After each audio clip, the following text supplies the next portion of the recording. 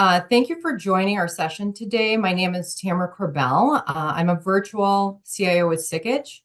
For over 25 years, I've been an executive leader of IT, security, and business and healthcare, manufacturing, and a private equity firm. It's an absolute pleasure being here today to discuss the important topic of cyber risk, as well as being your moderator. Today's session is to provide education on how the Sikich and Arctic Wolf Partnership Alliance can assist with reducing cyber risk and the likelihood of impact due to cyber attacks. As we all know, no solution alone can provide 100% risk reduction. Sikich Consulting Services complements Arctic Wolf's 24/7 threat detection and response, ultimately providing a holistic approach to protect your business data by applying best practice industry standards, validation of compliance requirements to reduce the overall impact from those threat actors we'll be discussing today. At the end of the session, we'll share a few highlights of our service portfolio to educate on the importance of investing in a security program aligned to business goals, security maturity, and risk tolerance. We are so pleased to have a special guest from Arctic Wolf with us today, Brandon Sheeta, Vice President of Engineering.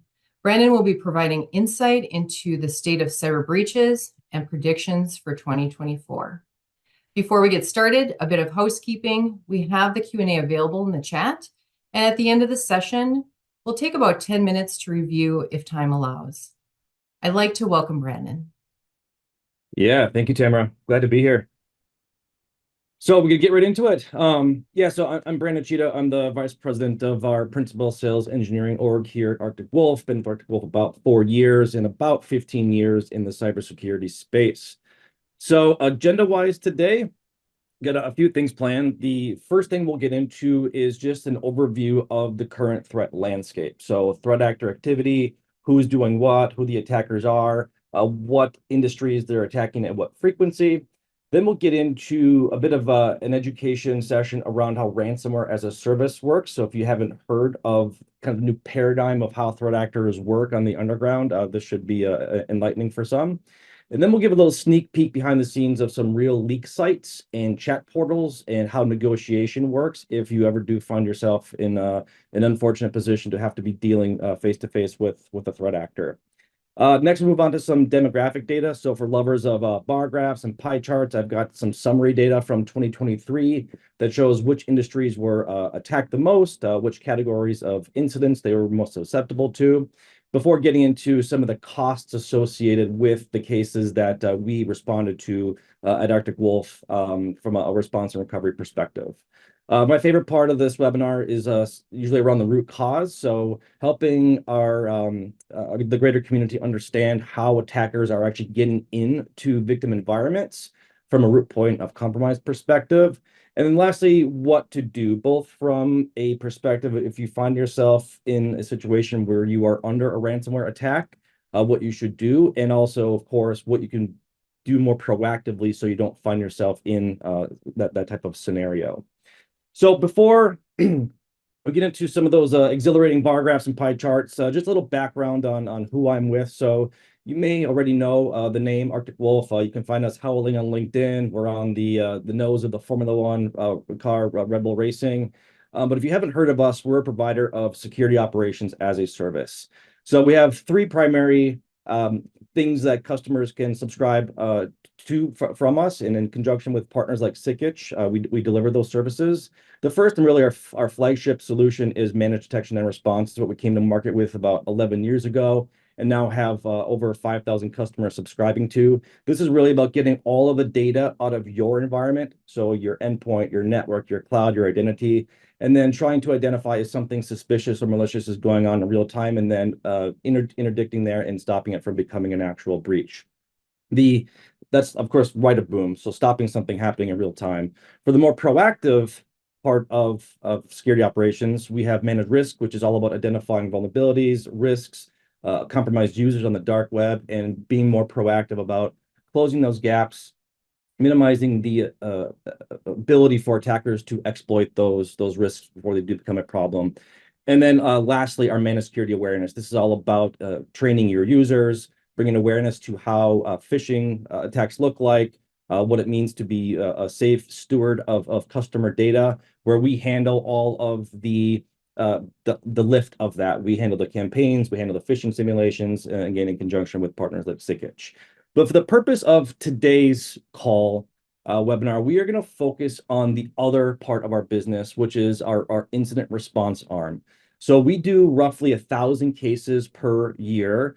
Most of these, the vast majority of these, come directly from the insurance industry, where when an organization falls victim to an attack, one of the first calls they typically make is to their insurance carrier, and then the insurance carrier reaches out to their trusted partners, of which we have many relationships in the industry, where we then come in and help those victims recover from their worst day. So that's where most of the conversation today is going to be centered around, and the data that we've gleaned from doing those cases, as well as other data sources.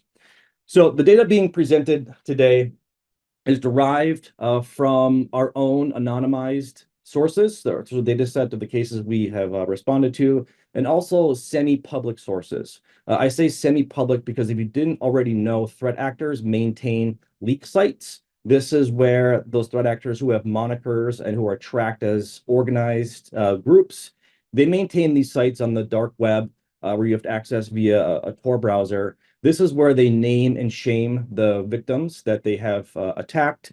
You'll typically find their name, of course, a countdown timer of how long they have to pay the ransom before the deal is done, and they typically will expose the victim's data onto that site. So these are really great sources of information for the security community to understand who is the most active at the moment, and track, even though we might not know their real names a lot of times. The research community understands the actual monikers and the pseudonyms, and how these different actors go from group to group, and as well as their techniques, tactics, and procedures. So in 2023, so this is hot off the press, we found that threat actors posted about 5,000 victims. So these are, of course, just the ones that are have monikers, not kind of the one-off victims, of which, or one-off attackers, which there are many. So 5,000 were posted in 2023 on these, like I said, semi-public sites. The median ransom demand grew pretty substantially in Q4 of this past year. So it went up to over $1 million of a demand that the attackers were requesting from their victims to pay, to not leak their data, but also to get the decryption keys if they chose to encrypt their disks.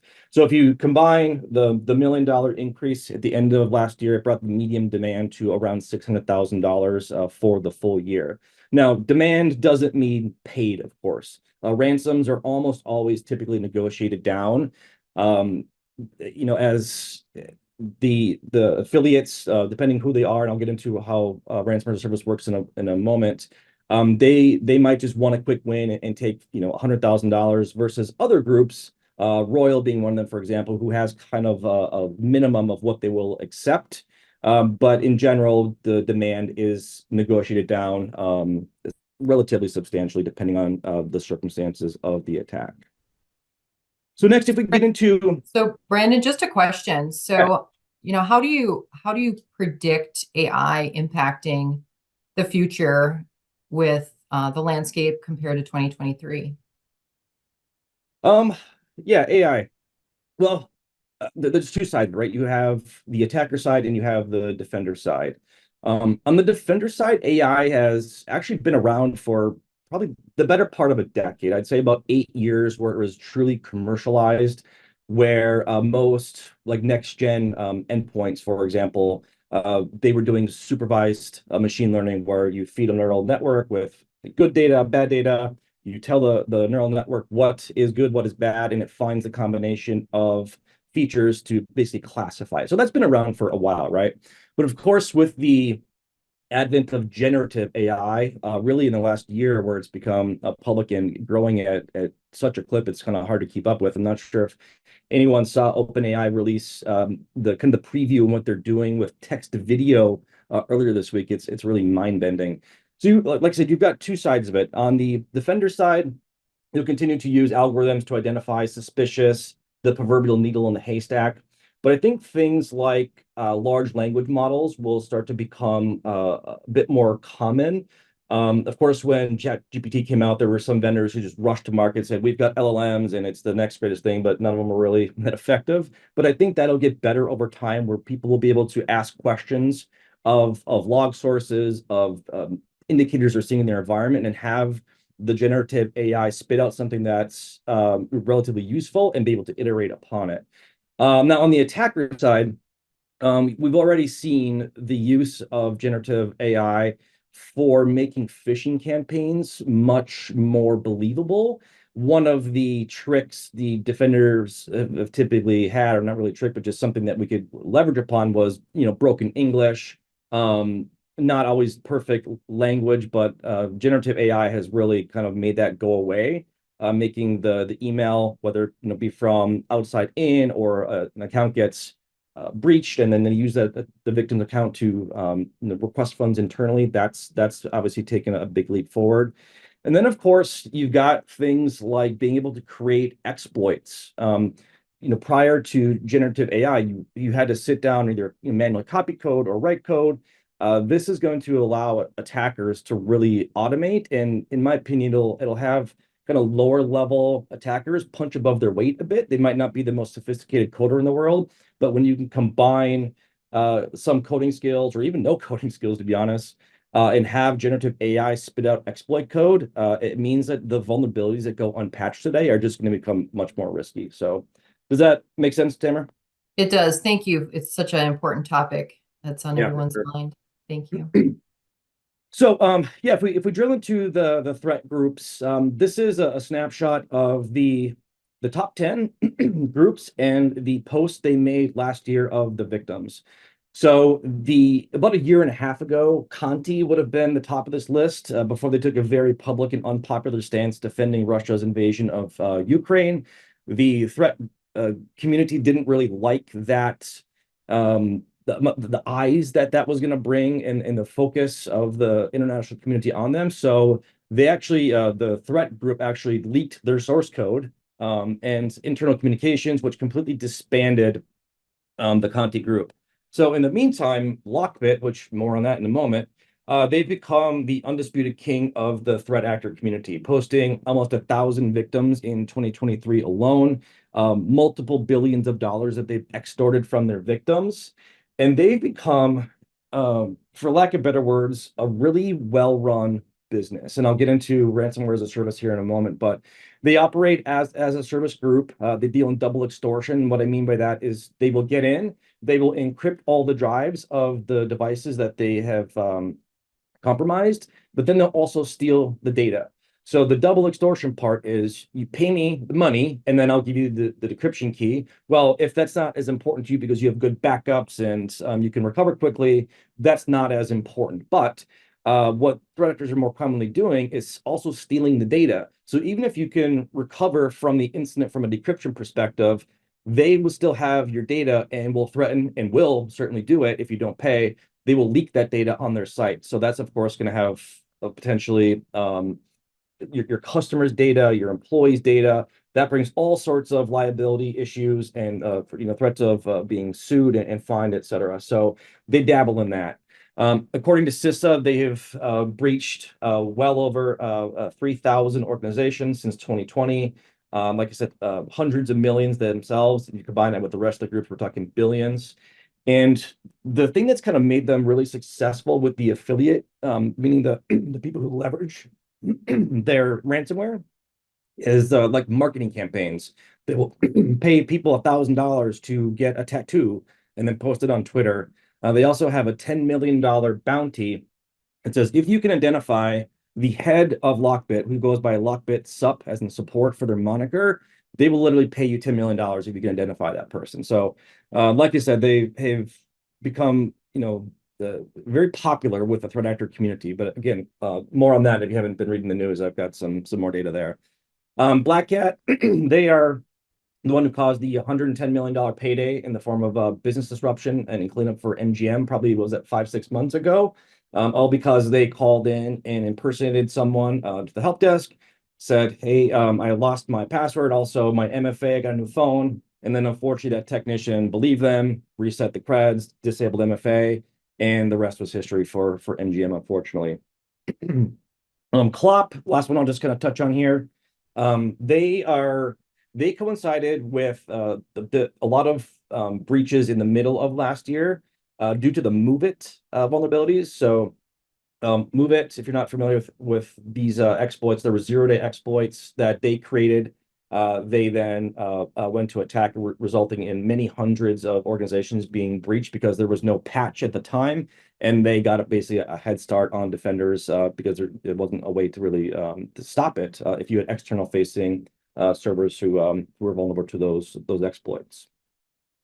So next, if we kind of get into a little bit more of the threat landscape and specifically how the economy of ransomware works. So we've all kind of heard about, platform as a service, infrastructure as a service, but I can't see you all, but if I was in a room with you, I'd ask you how many have heard of a ransomware as a service. So it started as a bit of a novel thing in about 2017. But has now become the normal way that these groups operate. Just like it sounds, these groups out there, they're not the ones who are actually doing full stack attacking. They're not the ones doing exploitation and lateral movement within an organization and then exfiltrating the data. They actually provide the infrastructure and the malware as a service so that others, what we call affiliates, they can use that infrastructure to conduct the attacks.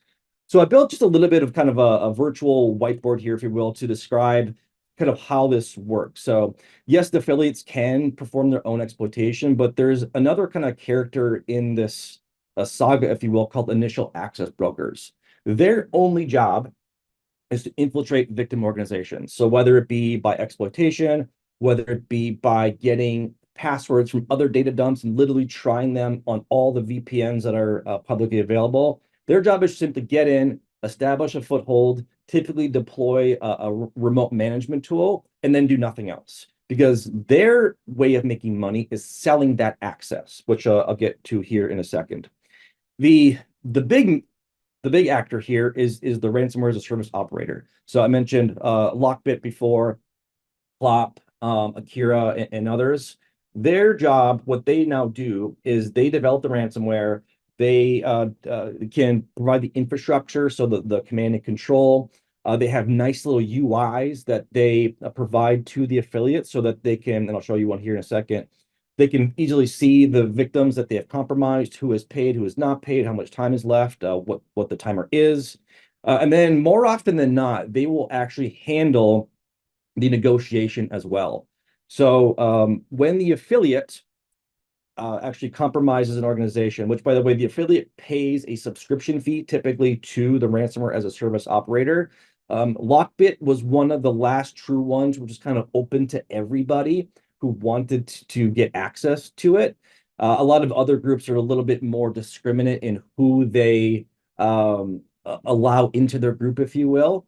But Lockbit, for example, all you had to do was pay a subscription fee to get access to the goods. And then what affiliates will do is either exploit the victims themselves, but more commonly, they will just pay the initial access broker for access to machines that have already been compromised. It might be 20, 30 bucks for a normal workstation of a user with no privileges. It could be many thousands if the broker already has compromised a domain controller, for example. But then everything kind of goes into play. The affiliate gets in, they might move laterally, they will exfiltrate the data. They will then drop a ransom note or print out 1,000 pages on a printer saying, hey, you're ransomed, hey, contact me here. And then if the victim decides that they really do need to pay a ransom, whether it be to stop the data being leaked or for the decryption tool, that's when the ransom will get paid. The ransomware as a service operator will then deliver the decryption tool if that's what we're dealing with here. And these almost always work. The whole model breaks if the decryption tool doesn't work. People just wouldn't pay the ransoms anymore. Same goes if they pay the ransom and they still leak the data. There is some honor amongst thieves, if you will, but it's really for selfish reasons that they want their business model to continue. And then what happens is the affiliate will get probably 80% or so of the ransom paid, And then the ransomware as a service operator keeps about 10%. So they're getting paid twice, the subscription fee and then a little cut of every single victim that they compromise. So here is just a little snapshot. I mentioned that they provide those affiliates with basically a nice working experience. They provide a UI. They will release new patches, new variants. You can see on the bottom right here that they provide their Telegram or Jabber information. So if they need support with the malware variant that they're leveraging, they provide support. So like I mentioned, it's become an as a service, just like we subscribe to Office 365 and other platforms. It's a similar experience on the dark web as well. So next, some leak sites. So these are just some examples of some of the common ones. So Lockbit on the top left, Clop on the bottom left. You'll see the company name is listed, what the current ransom demand is, and then a bit of that doomsday timer, which if you're unfortunately a victim, that induces quite a bit of urgency to pay because you can actually see the time counting down, and threat actors know that, and they of course want to take advantage of it. Now on the right side, this is actually a screen grab from a live incident where we were working. Now I've of course redacted anything attributable to that organization. But this is pretty much how ransomware groups operate, especially the ones that are organized. Now, if it's just a one-off, it might be over email, but most of them have these dedicated chat sites on the dark web where they interact with their victims. It's when we take on a case, we always advise victims to never ever communicate with the threat actor on their own. We and other incident response firms are experts in negotiation, delay tactics, and attribution. So we'll deploy, techniques to, delay, to try to figure out where the attacker is, how they got in, but also because we want to get to know the group that we're potentially dealing with here, because odds are we've probably dealt with them in the past and we know their MO and typically how low they will go if a ransom does need to be paid. Now, of course, we never want to pay a ransom, ever, if we can avoid it. And that time allows us to find out where they are, get them out, but also determine if they stole something. So that's obviously they will always claim to do it, but we will verify if that's true by both talking to the threat actor, but also doing some forensics analysis. We've done this a number of times now where we were negotiating with the threat actor, delaying them. The threat actor was using something called rclone, which is basically just a way to clone data up to a site. And they were using mega upload, which is just a free-for-all. Anyone can upload stuff to it. So the attacker, what they did is they configured a config file for rclone, copied all the data off, and it went up to mega upload. Well, since we are very good, we've done this a lot of times, even though the attacker deleted the config file, we took a forensics image of the disk and were able to identify the config file, even though it had been marked for deletion on the ones and zeros. We restored that file. We were then able to log into Mega Upload and delete the customer's data that they stole. So even though they stole it, because of our ability to understand how attackers behave and the infrastructure they use, the victim organization did not have to pay a ransom because they didn't have anything they had other leverage was gone, right? We deleted the data. So that, again, like I mentioned, that's a case of double extortion. There is a third type of extortion, and that really is around you've got the encryption data, you've got the stealing of the data, but then third extortion is when the attackers start to reach out to the victim's business partners or customers or employees to, again, entice them to pay it so that their data isn't leaked. So they've got a lot of different tricks to try and get victims to pay. So Brandon, just regarding these services and for our participants on the call, what is the optimal size organization that should be utilizing these services? Well, incident response services, that applies to everybody under the sun. If you're compromised, you don't have your own incident response team. That's why these services like ours exist. Now, if you're asking about the other side of our business, like our SOC as a service, our managed risk, our MDR, typically it's the organizations who don't have the funding to fully staff their own 24/7 SOC with at least 8 or 10 individuals, invest in a SIM and the tooling, but want those same outcomes that we as a SOC as a service can provide. If you told me to ask me for a number, I'd say probably under the 5 to 8,000 employees is typically where we start to see those organizations kind of looking for a service such as ours, but especially the smaller to medium-sized organizations. And we have many customers who are sub 50 employees, even more who are kind of in the 5 to 1,000, and even more that are 1,000, 2,500. So yeah, it really kind of depends what you have in terms of funding and headcount and things like that, but also one of the outcomes that we provide. Does that make sense? Very, very helpful. Thank you Okay. for stepping through. Yeah. Just the last thing I'll say on negotiation is attribution is important, not just for identifying how low a ransom can go, but it is also illegal to pay certain threat actors. So one thing that we do is we consult the OFAC, so it's the Office of Foreign Asset Control, to identify if the threat actor is on a known terror list. So we've had cases where we were communicating with the threat actors, and they'd make comments like, if you don't pay me now, I'm going to send you a box full of Iranian bees. Well, that's kind of a weird thing to say. So, of course, we have to follow that up. And, we basically ask, hey, are you from Iran? He's like, yes, do it or I'll send them. Well, now we know you're from Iran. Now we can't pay you. So that also influences, what you do as a next step when you're going through a scenario like this. And of course, legal and insurance companies always have a seat at the table as well to determine, what the right course of action should be. So I tease this a little bit. If you've read the news in the last few days, you probably already know this, but Lockbit got taken over about 4 days ago.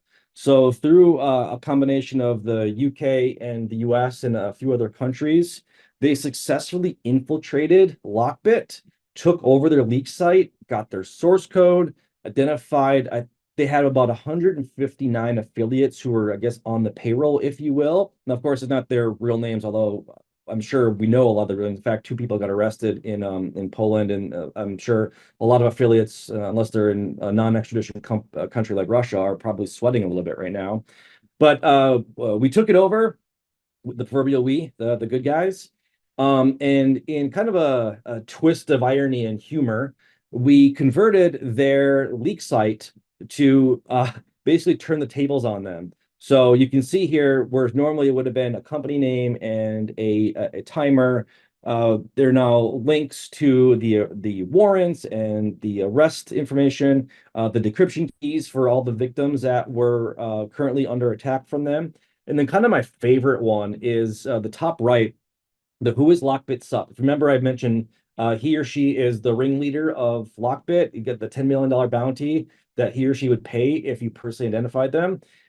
Supposedly, we are going to announce this tomorrow, who the actual individual is. So we're having a little bit of fun with it with a countdown timer of the $10 million question. So it's +1 for the good guys. I suspect we'll see a bit of a drop in ransomware attacks for maybe a couple of months. But just like Revel and Conti and other groups before them that have disbanded, they don't just say, "Okay, we're done. That $100 million payday was fun, but no." They're gonna regroup. They're gonna go to different groups. They might just stay together and rebrand, but still, this was something good for the entire community, which was pretty neat. Okay, so on to some demographic data.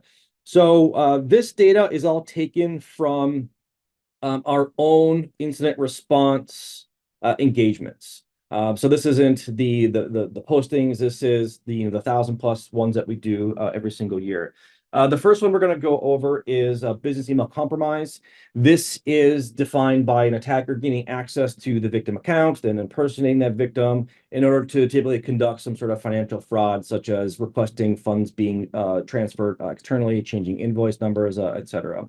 So when it comes to business email compromise, this is where threat actors are a bit more discriminate about who they attack. So they're typically going to want to go after industries that move money in and out a lot. So of course, finance, insurance, business services, things like that, where they're doing ACH payments, wire payments. Quarter over quarter, those are typically the top of the industry. Construction is also almost always a top three target. If you can imagine construction projects, you are purchasing materials all the time, millions of dollars from probably a million different vendors. So it's pretty easy, relatively, and you can see why they target these organizations to get in, say, okay, you're paying for $500,000 of steel or lumber to Sally Steel Company. That actually the ACH number is this, it goes here, and all of a sudden money goes out the door, right? So even though business email compromise, even though ransomware gets all the headlines, business email compromise for just under $3 billion in losses globally, according to the FBI IC3 report. So you can kind of see, again, this is our data, but I think it's relatively synonymous with the global industries, where you see the kind of the top of the list, and then it kind of goes down a bit from there of which organizations are being compromised in BEC fashion. So The next- Brandon, yeah. just a question regarding, I know cyber insurance premiums keep going up, and really just trying to understand how the Arctic Wolf platform can assist with reducing insurance premiums, potentially reducing overall costs to the business. Yeah, sure. So the insurance thing is interesting. Obviously, insurance they're all about risk, identifying risk and determining the amount of risk they want to take on, and what it's going to cost to basically transfer that over to them. Our IR team works incredibly close with insurance carriers, like I mentioned early on. That's where we get the vast majority of the cases. The other 20% we get is from our partner community, or just name recognition, for example. But the other side of our business, the SOC as a service, we've been able to take advantage of those relationships.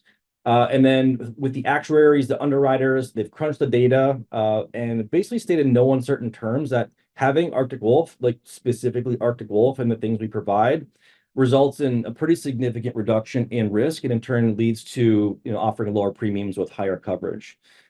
So one thing that we will do if customers want to take advantage of this is, when we have a new prospective customer or even existing customer come to us, we have them connect their broker with us, and we have an entire team dedicated to working with that broker, and then identifying if that broker has relationships with carriers who we already have relationships with, who have said, we will dramatically reduce your premiums, or introducing that broker to another carrier that they might not do business with, but that would result in premium reduction for our mutual customer, right? So on average, we've seen 25% across the board, sometimes much more.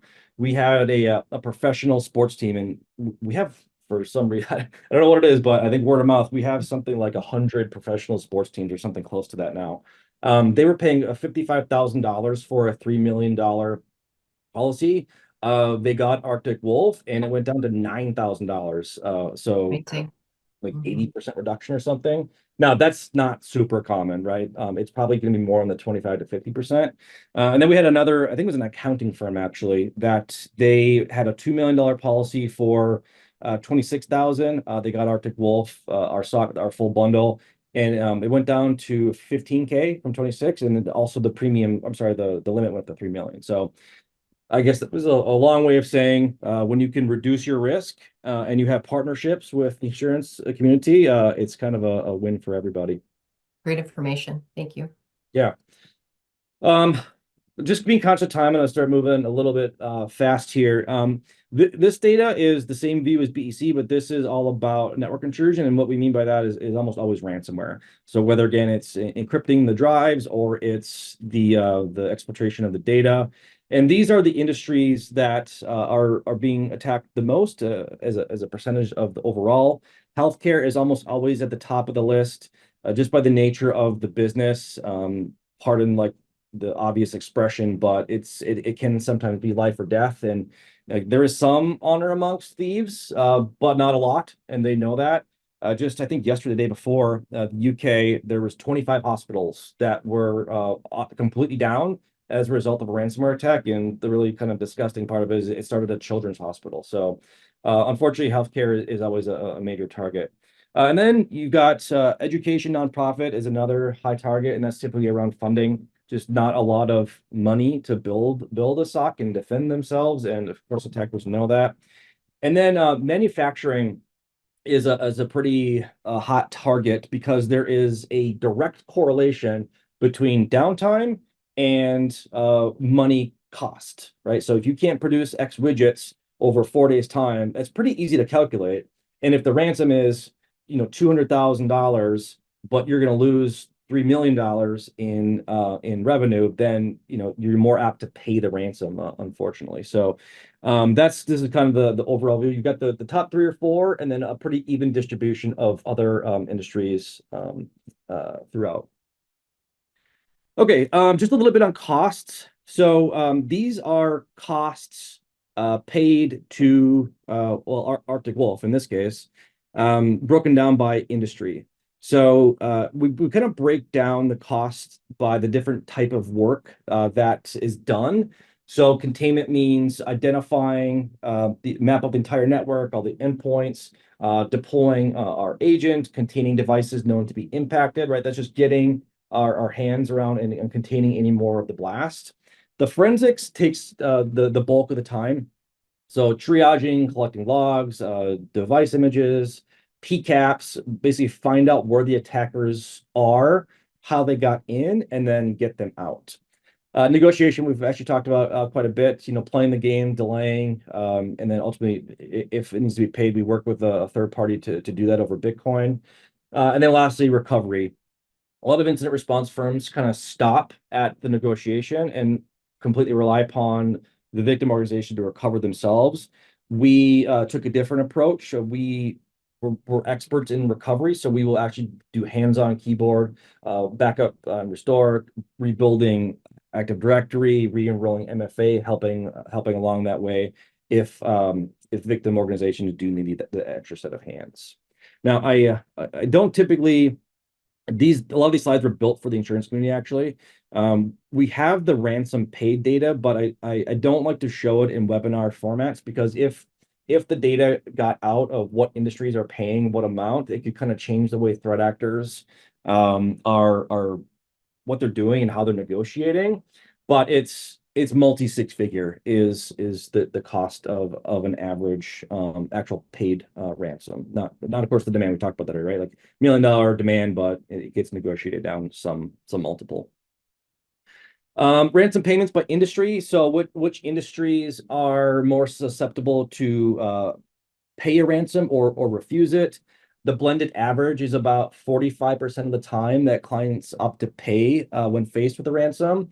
The main contributors really being not having the business resilience to quickly restore and recover with their systems if they're encrypted, or two, that fear of damage, reputation damage, lawsuits if that data is actually leaked. Shipping and logistics, kind of top of the list, similar to manufacturing in some regards, where there's oftentimes a direct correlation between downtime, lost revenue if they can't ship, delivery agreements, like if something's not delivered on time, they might not get paid the full amount, or if at all. We also had a recent example of a lot of perishable goods, but one specific one I recall is this organization had this server that was absolutely critical to their operation that was ransomed. And they had $3 million worth of salmon, the fish salmon, that was being shipped. Without that system, they couldn't ship it. So when faced with a $200,000 ransom versus $3 million, they made the business decision to just pay it and move on. So that's why you see some of these kind of the ratio of being higher in some industries versus others to pay a ransom. Okay, probably like I mentioned earlier, I think my favorite part of doing this talk is usually the most enlightening and gives real, I think, tactical advice on where to focus, is how attackers are getting into victim organizations. We classify these into two buckets. External exposure. So this is what the attacker can see from the comfort of their own home without having to get in and root around or convince the user to do something. This is going to be vulnerable web-facing servers. It's going to be VPNs that don't have multi-factor enabled on them, misconfigurations at the edge that allows them to, simply, walk in some cases, like having RDP or SSH exposed to the internet. And then user actions. So this is where the victim does the tried and true phishing. This is password reuse, where people are reusing passwords for their personal stuff. There is a data breach. The attacker then figures out who it is, where they work, and then retry those passwords on business resources. You've got social engineering, malicious URLs. I remember a case, this was a few years ago, but something like drive-by downloads is a thing as well. And in this particular case, the victim organization was an oil and gas company, but the attacker didn't go after them and try and exploit them. What they did is they compromised the Thai food place that was just around the corner. They were using a PDF to, you had to like download the PDF to view the menu. Well, they exploited or hosted an exploit within the PDF. When tummies were rumbling at the oil and gas company, they went to the Thai Foods website, looked at the URL, and boom, that's how the attackers actually got in. So there's all sorts of ways that attackers will implement, the human to. Oh, sorry guys, I wasn't even sharing the right screen there. The external on the left, and then the user on the right. So we're gonna have a little fun. We're have a little contest here. I think we're doing a $50 Visa gift card. And what you're going to do here with this question I'm about to pose to you is to the nearest 1/10%, put that in the chat in the Zoom, please. What percentage of the time is ransomware, does it begin with a phishing attack? So what percent of the time of observed ransomware attacks begin with phishing? To the nearest 1/10%, please drop your answers into the chat, and then I'll give it maybe 5 more seconds, and then Abigail or Amanda, if you're watching the chat, why don't we cap it right now? All right, the answer according to our data is 10.2% of the time is phishing the way attackers are getting in on ransomware attacks. I like to do this because normally people are guessing 80-90%, because we always hear about the user being the weakest link, and we've all seen phishing simulations and maybe a fallen for them every now and then. But by and large, phishing is a pretty small percentage of the overall pie on how attackers are getting in for ransomware. Now, of course, if it's BEC, it's a whole different percentage. But it's like I mean, it's smaller. The user action in general, the total user actions is only 26% of the intrusions that we see. So that's a combination of phishing, it's insider threat, it's social engineering, password reuse. But the vast majority of way attackers are getting in is through the external exposure. So you've got remote access hijacks. This is things like having an exposed VPN without MFA. It's misconfigurations. It's just a way for attackers to bang on the door from the external until they can get in. Specifically, VPNs actually, they account for about 26% of all intrusions. The number one thing that we see when VPNs are compromised is a lack of segmentation. In fact, 100% of the cases that we responded to where the misconfigured or VPN was the way attackers got in, there was no network segmentation. So if the attacker can get in to the edge, and once they're in, they see everything. They see domain controllers, they see the SQL servers, they see the ESXi hosts. It's kind of game over from there, like spreading laterally and bringing it down. Whereas if you properly network segment your external facing devices to just those services that are required, even if an attacker gets in our observations, we've seen plenty of times where there was exploitation. The attacker got into the public facing part of the network.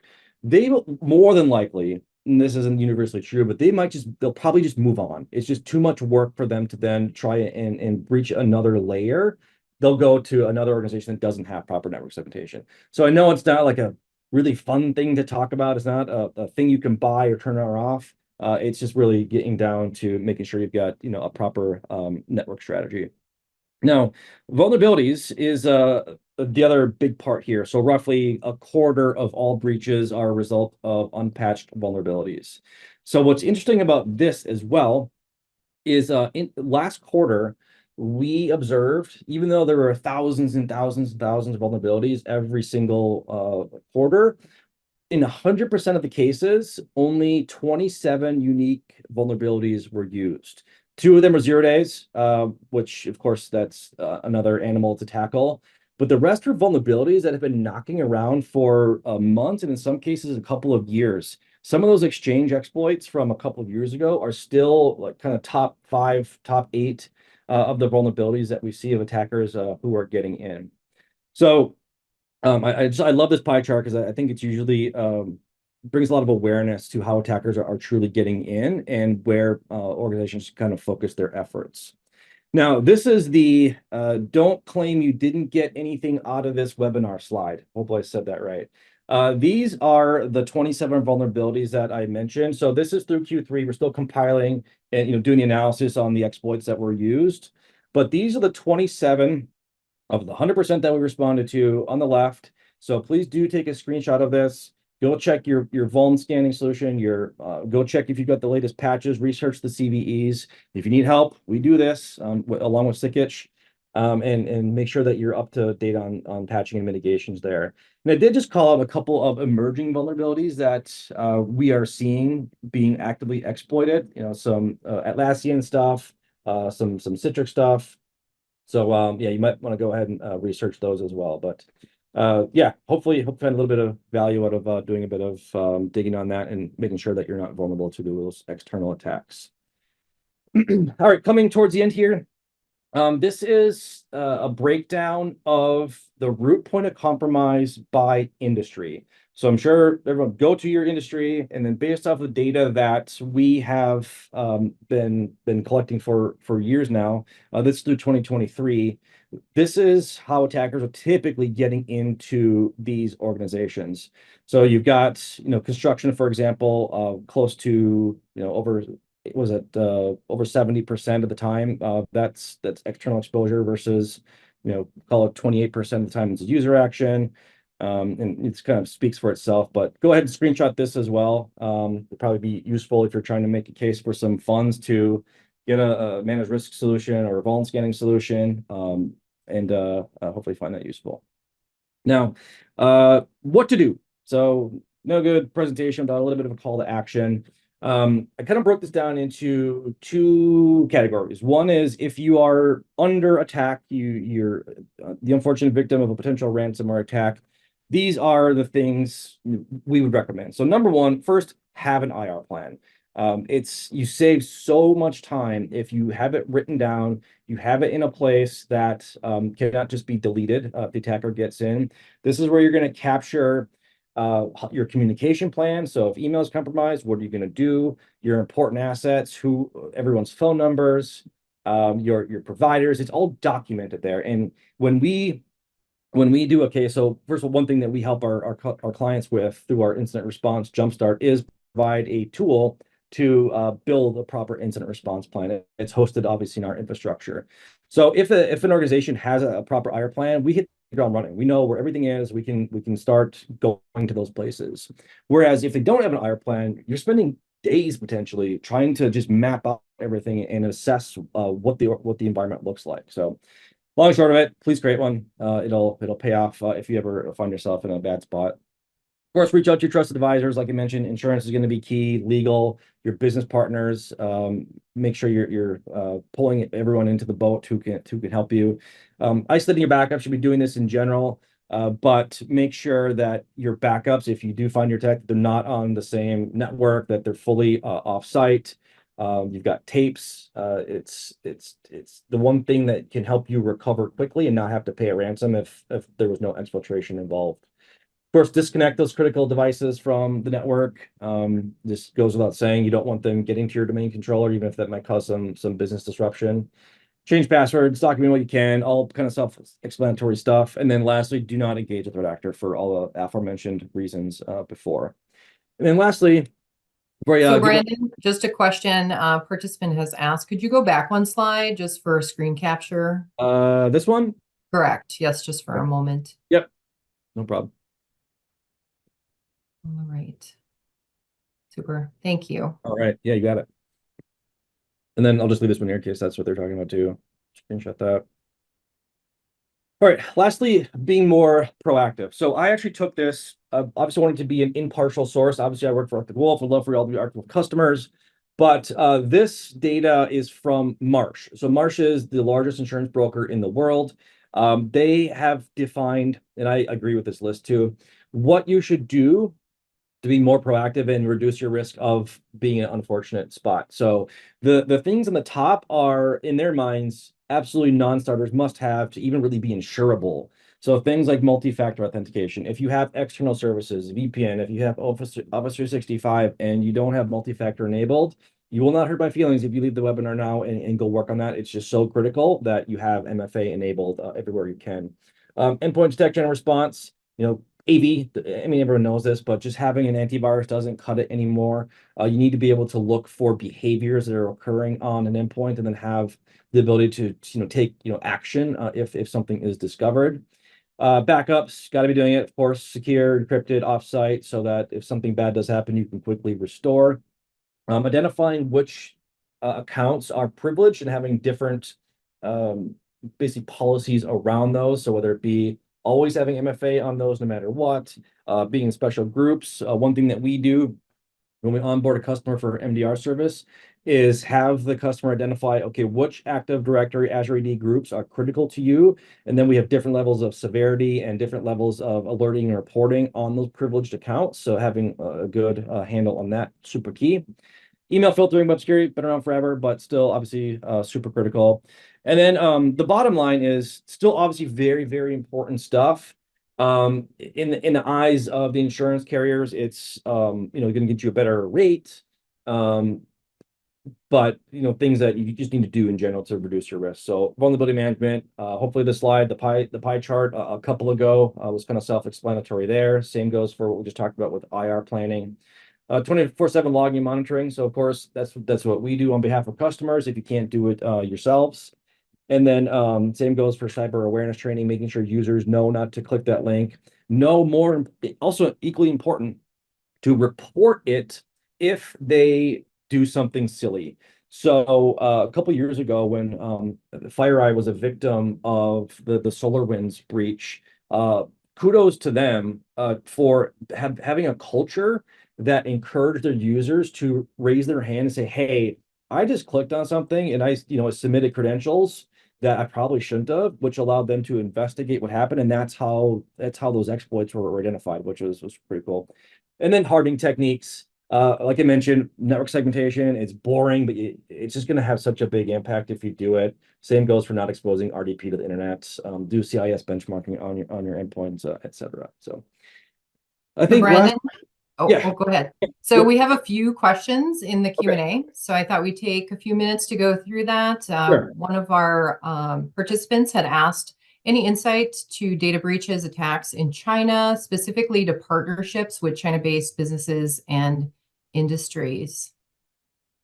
So can you repeat it? So for breaches in China and how they Correct.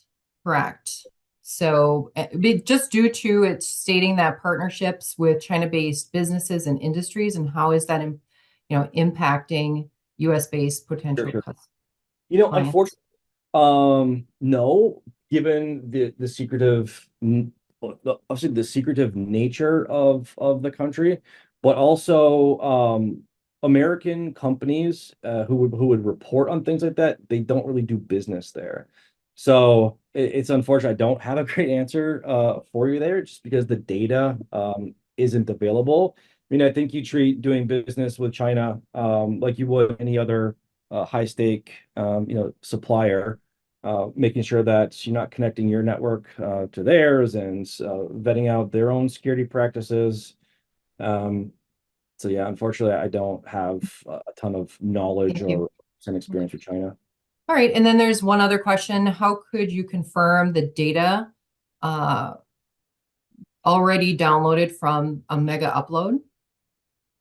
So we found the config file. Well, first of all, well, let me back up a step. We knew the attacker we were dealing with. We know that one of their TTPs was to use our clone to steal the data.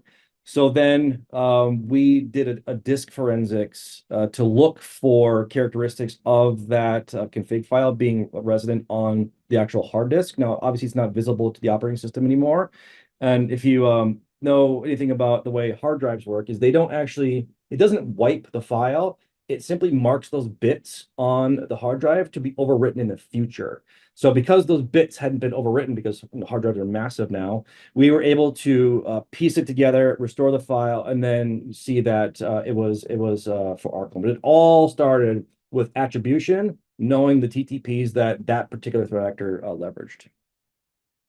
Great, thank you. That was the end of our Q&A questions. So thank you for stepping through those. Perfect timing. You got 3 minutes to kind of here. Absolutely, thank you. So I've outlined a few Sikich services that complement our Arctic Wolf services that you've heard today. Sometimes the hardest part is knowing.